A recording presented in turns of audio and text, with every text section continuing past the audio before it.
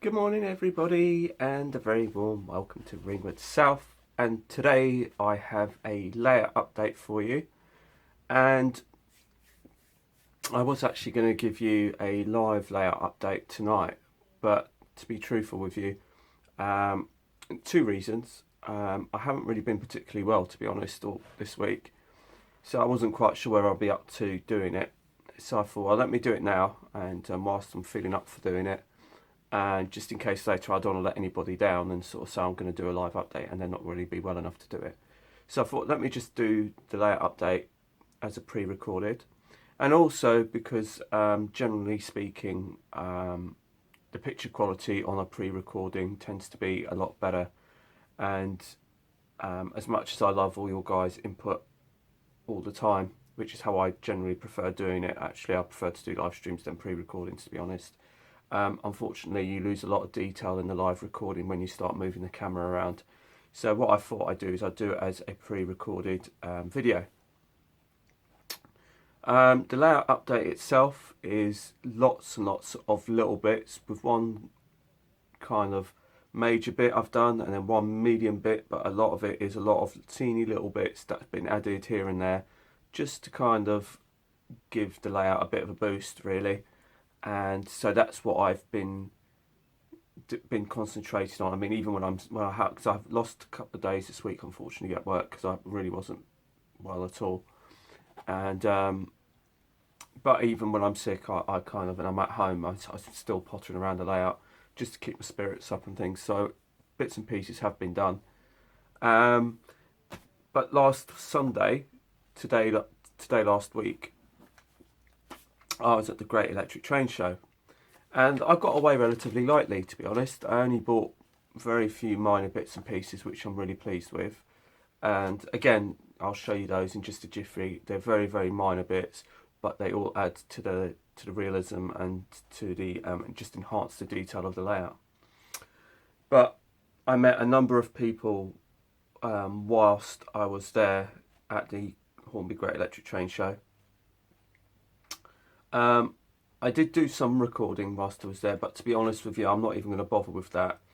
The reason why I'm not going to is because, to be truthful with you, there's a particular channel that I actually follow. He's called DCC125, and he gets around lots of exhibitions, and the quality of his coverage is excellent, and it's far better than what I can do. And so if you are interested in the layouts that were there, then you'll find him on YouTube as DCC125. And like I said, because to be honest with you, I didn't take as much footage as I wanted to begin with, but that's purely because I just got nattering to everybody and I thoroughly enjoyed it. I met some wonderful people whilst I was down there, and everybody was really nice, really amiable, and you know, and so the day kind of almost disappeared just bumping into people and chatting to people. And so I just wanted to thank everybody that I met, and my apologies in advance if I've forgotten anybody. It's not intentional. I think I've covered everybody that I met. So um, I met Graham Alex, and and hi Graham if you're watching. And he's a subscriber of mine, and I've met him in person, and also to his wife, because I know his wife is an avid follower as well and watches the channel. So hello to both of you. I also met Robin from Milton Mo, which is an unexpected surprise. I follow Robin. He's got an O gauge layout, Milton Mo Junction. If you're not familiar with him, it's a wonderful layout. He originally had a double O gauge layout, which was like modern image, which is how I kind of got to following Robin. And he decided to upgrade and go to O gauge, and he'd sold a lot of stuff via various methods, and he sold me his Mark IIIs for my Intercity 125 set. So he was a really nice guy, really pleasant. I'm so glad to have met him, as well as all of you. So big massive shout out, and like I said, he's currently doing a O gauge layout in his loft, and it's in basically the BR green period, and it's just such a wonderful layout, it really is. and the detail that goes into that is just fantastic. I love watching his updates because I just love the quality of the work.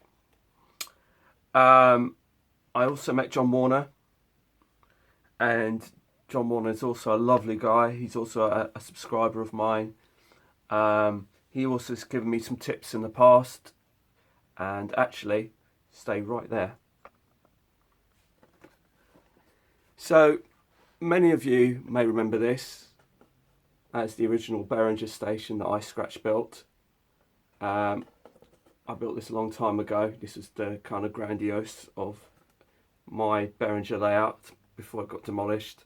This is one of the buildings I salvaged, and the reason why I'm showing you this was that John Warner gave me this tip, and I never forgotten. I was kind of worried about how I was going to do this semicircle frontage with the windows and the lines and stuff like that, and he was the one who suggested the idea of doing the front of the building in the how I'd get around it. And so that was one of his tips that he's offered up over the years. So that goes to show you how long he's been following me, as of many of you have been following me for a long time. So this was one of the main bits that I couldn't bear to get rid of over at Behringer main station. Unfortunately, it's a bit too grand for Ringwood South, but it's a beautiful station that I'm really proud to have made, and I'm going to keep this. It's such a beautiful piece. So I'm just going to put that down here to one side. Another person I wanted to mention is Alan and Barbara from Dragon Junction, and I'm going to get you to hang on there as well. Now, Alan and Barbara, I've never met either of them before. I mean, I knew of Alan because obviously I've been following Alan for a long time, and so I knew his face, and I eventually got to meet his wife Barbara, and they're both very lovely people. And Alan has this distinction, and he'll always have a special place for me because he was such a lovely man that when Behringer originally died, and I had to pack it up, and I was really gutted and upset about it all, and I decided to say that I was going to build a new layout, and I said I was going to move forward with it instead of DC to DCC. He kindly gave me a Hornby Elite. It was Alan who gave that to me. Alan and Barbara kindly offered it to me and gave it to me, and I'm like forever grateful for it. I still have it. I still use it. It's not used on the main layout, but I do use it as a backup unit, and I do use it actually on my test layout. It's permanently rigged to my test layout, my test track that I've got going on. And I met them at the Hornby Great Electric Train Show, and they are both such lovely people. And they've both invited me over to come visit them. So I'm really looking forward to doing that. So I have to arrange that with them. So I'm really looking forward to doing that. Not sure whether that'll be this year. I'm hoping it'll be this year, but obviously being that it's coming up to Christmas now, it's going to be a bit tricky to arrange weekends because I don't have that many. Because obviously I work a lot of weekends, so I'm not sure how that's going to fit in, but we'll get around to it. And he's got a brilliant layout and his shed, and he's recently extended it outside his shed, and I love watching the updates and everything that he's got going on there. So it's Alan over at Dragon Junction. So Alan and Barbara, if you're watching, hi and thank you, and lovely meeting you both. Another person that I'd like to meet, well, another couple actually, is Dave Gilmore, and also I wanted to mention Joy. I met them both at the Great Electric Train Show once again, as I did everybody that I'm mentioning. And you may know them from Tinsley TMD. And they've both kindly invited me to come over and visit them and see Tinsley, which I'm really looking forward to doing, because they're both lovely people, really funny and good people, as everybody I met, to be fair. And so I'm looking forward to seeing Tinsley because I'm a massive fan of Tinsley as well. Next person needs no introduction, Gary from Cheeky Tech. I don't know who doesn't know him. I mean, He's just a lovely guy. I've known him for some time now. We've met up on a number of occasions, and he was busy with the Vale of Oxbury, helping out on the Vale of Oxbury. So for those of you who are watching the layouts or watching the electric train show, the actual layouts, if you come across the Vale of Oxbury, you know that Gary was there helping out there too. Another person who doesn't really need any introduction is Richard over at New Junction. He was with his friend Linda, so hi to both of them. Richard's got a massive loft layout, and he's currently working on his station building, and once again, I'm sure most of you know who he is. And last but no means least is I met Graham from Lakeside. And, well, what can I say about Graham? Well, Graham I have known for years and years.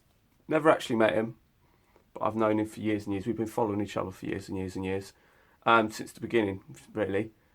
And we both more or less started, I think, more or less at the same time. And Graham's currently starting a new project, so good luck to him with that. And once again, it was fantastic meeting him. Lovely man. Once again, like I said, that's everybody I met on the day. So to everybody I met on that day, thank you very much. And also, I'd also like to thank my partner in crime, Rails, who isn't with me today. He's actually on the road today, but I'm sure he'll agree with me as well. I'm sure he'll like to send his thanks to all of you guys that he met as well. So now we're just going to get on with the layout update, and I'll show you a couple of bits that I got from the Great Electric Train Show. So stay tuned and we'll move on to the layout update. And thank you once again to all of you who I met at the Great Electric Train Show. Ta-ta for now. So, as I was saying, I've been doing lots and lots of little bits around the layout. The main focus of what I've been doing has been at the filler yard end and at the middle of the board. But I will show you some of the other bits that I've been up to. So we'll start here with the broken down bus. And some of the things I've added is I've added a couple of cones just behind the van there, just to give the vehicles behind a bit of warning and tell them that they're going to have to move over because the bus is broken down. One of the new things I've got from the Great Electric Train Show was the motorcyclist. So this is our motorcyclist. I got him from the Great Electric Train Show. He's a bit fiddly because he's a PD Marsh figure. He comes with his motorcycle, and he has to be glued in separately to the motorcycle, and then the motorcycle has to be glued to the road surface. But unfortunately, because he's a metal figure and a metal motorcycle, he's quite difficult to keep upright. So I've had to prop him up with a little disguised matchstick just to prop him up. But he's all right now. He's now standing. He's now riding upright. So now it looks like he's just riding along. So he's just one of the many figures. Well, one of the figures that I got from the Electric Train Show. Whilst I was at the Great Electric Train Show, I also got some other figures. This couple here. As we move along, we have this gentleman over here, and also we have this one here, this gentleman here, and they all came as part of a little pack, and that was all that I bought from the Great Electric Train Show.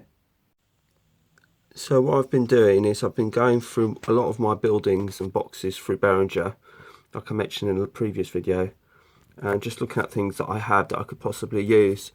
And I come across this old signal box that I had from Behringer, and I thought it might look quite nice here.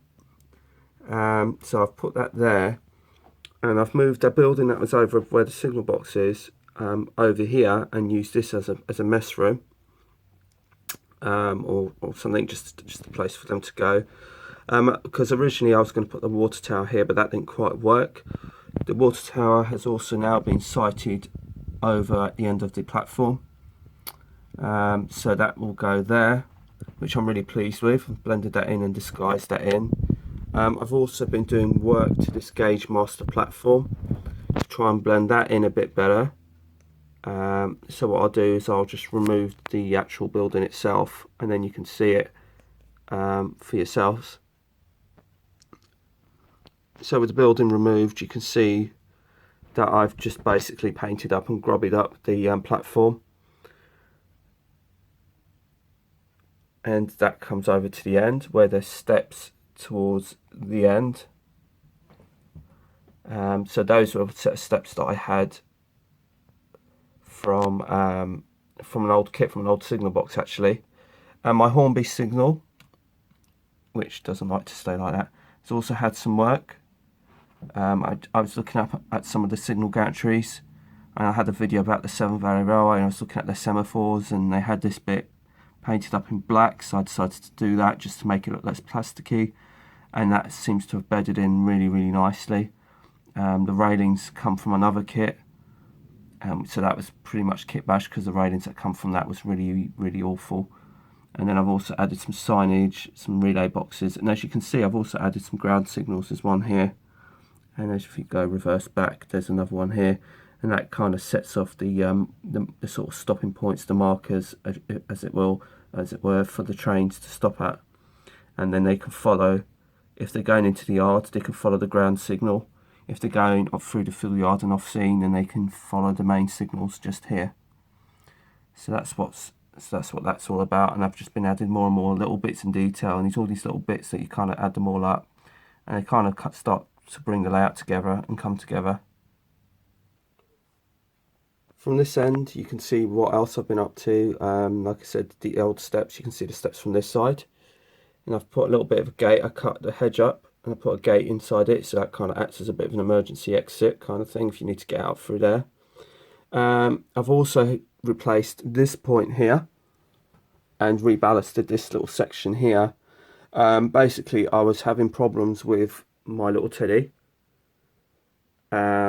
Basically the point wasn't level and it wasn't sitting flat. It was when I laid it, but I think what happened is when I ballasted it and the glue bubbled up underneath and it raised the track, and then it wasn't sitting level, so I had to redo that. So now it's all working properly now. The point is working fine.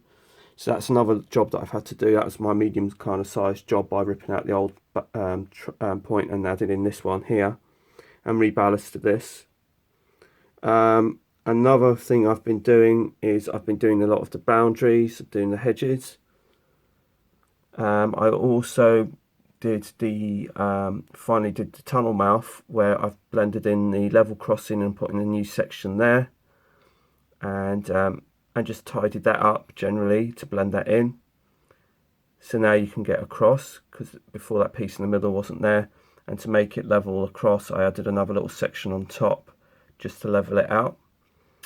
I've also added some fencing, well, some hedging all the way around there.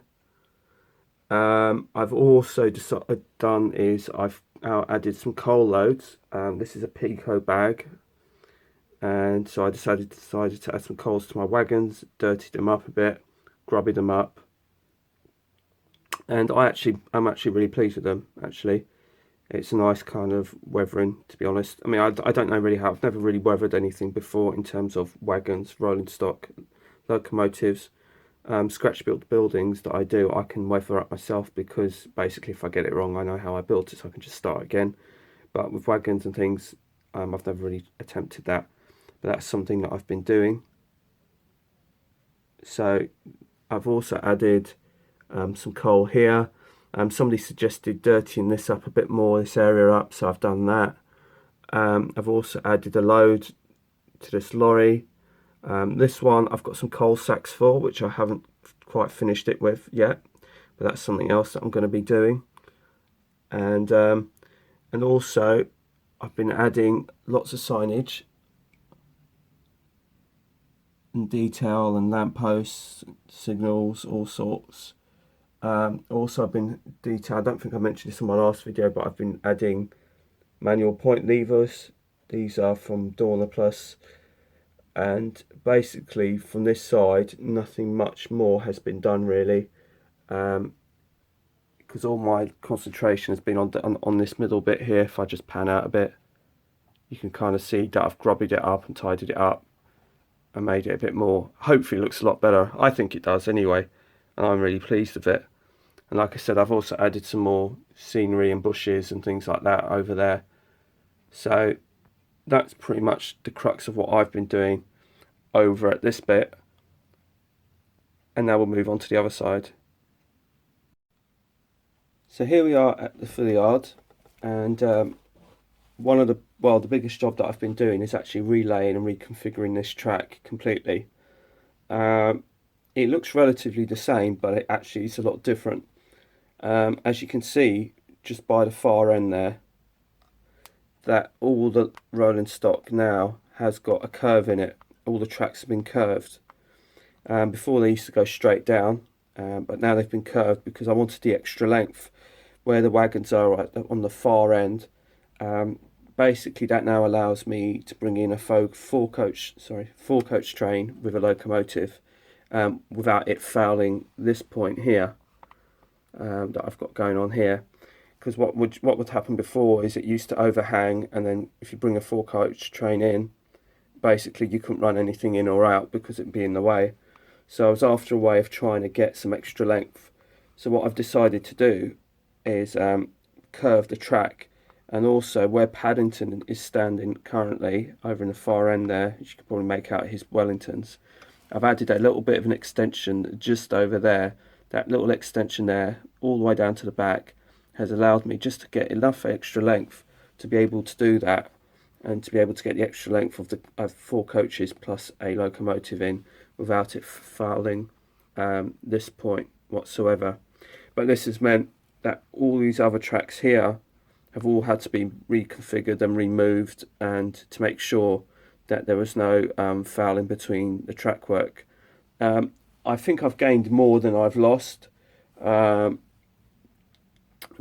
I think overall I'm happy with this configuration, to be honest with you, because now I can actually run a four coach train with a locomotive into the station, and it will still fit into this fill yard without any problem at all, albeit I've only got the one line on the outer line which is able to accommodate it. All the other lines just simply weren't long enough, but I deliberately wanted to make sure that they could all at least fit two coach DMU units. As you can see, I've got 3 out at the moment. The most recent one that's been put into action has been the one in the centre, the blue-grey one, which I've been running. And I'm actually really pleased with those two 101 DMUs, because I had issues with the decoder to begin with, where they were forgetting the addresses. And I didn't know why, and I still don't understand why, but both of them, both the green and the blue-grey one, were both having issues, and they were both Bachmann decoders, but for some reason they kept losing their memory, and I'd have to reprogram them. And I think it's to do with the fact that ever since I've changed to Prodigy Express, it's been better. I think I was having this issue with the Hornby Elite, that it couldn't remember it, but I could be wrong. But for some reason they seem to, at least for now, they've settled now, so they're both reading fine, because I hadn't used them for a while. I brought them out onto the track, and I thought, well, I'll probably end up having to reprogram it. And luckily, they're both still remembering their addresses, so that's really, really good. So that pretty much concludes the layout update. So I'd like to thank you for watching my layout update. I hope you like what you see. Please feel free to comment and subscribe as always. And until the next time, it's bye from Ringwood South. Just before I say goodbye, me and Dave Rails, we are hoping to still go to the Isle of Wight, and we're hoping to do that on Thursday, all being well. Now, if Thursday's anything like today, then we shouldn't have any issues, because it's a glorious day today here in Basingstoke. But hopefully it'll be like that when we go on Thursday, because we're both off on Thursday, so we're both aiming to go again and hopefully enjoy the day out, and hopefully it'll just be a better day. But we shall see whether or not that comes to fruition or not. And once again, I'd like to thank everybody that I had the pleasure of meeting at the Great Electric Train Show. Thoroughly enjoyed meeting all of you, and like I said, my plan for next year is to go out a little bit more further afield and try and meet as many of you as I can, and obviously work permitting and everything like that, because obviously it always depends on my job currently, because I always have to work every other weekend. But like I said, that is my plan for next year, is to go out a bit more further afield and to do more adventures and going out to various other places. But until the next time, it's bye from Ringwood South, and thank you for watching, and I'll speak to you and see you soon. So bye for now. Bye bye.